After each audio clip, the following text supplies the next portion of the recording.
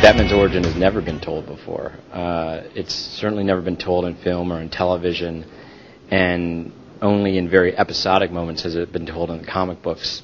And I think origin stories are very compelling, and and certainly Batman, I think, of all the classic superheroes, in some ways has the most interesting origin story.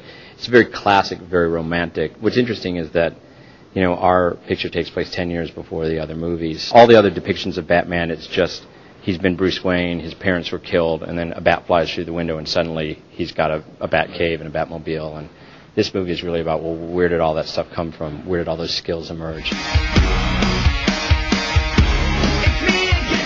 John Crane works at Arkham Asylum. He's like a psychiatrist, and he's a bad guy. I guess he's up to no good.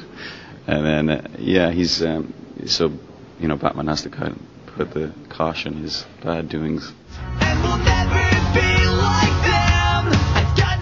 Well, yeah, I mean, I went back and read the comics, just to find out as much as I could about the character and stuff. But I think that when you're doing this, you just gotta you gotta take it from what's on the page, from what Chris and David decided to do with the character, and a lot of the people in the movie are younger as well. Katie Holmes and Christian as well. So I think it fits.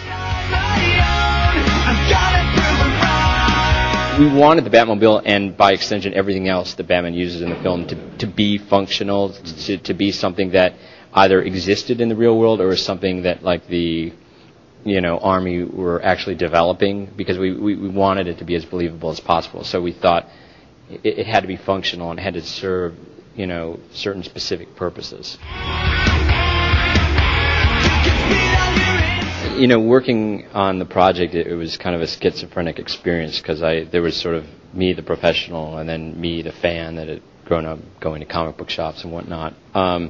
But I felt that I'd been disappointed with some of the earlier depictions to a certain extent, and it was really important to me that we do this right and that we approach it from respect. So because of that, Chris and I went to New York and spent 2 or 3 days with all the guys at DC Comics, and we wanted to get their blessing.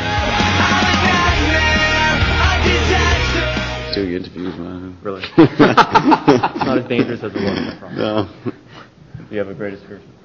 Disgruntled fans.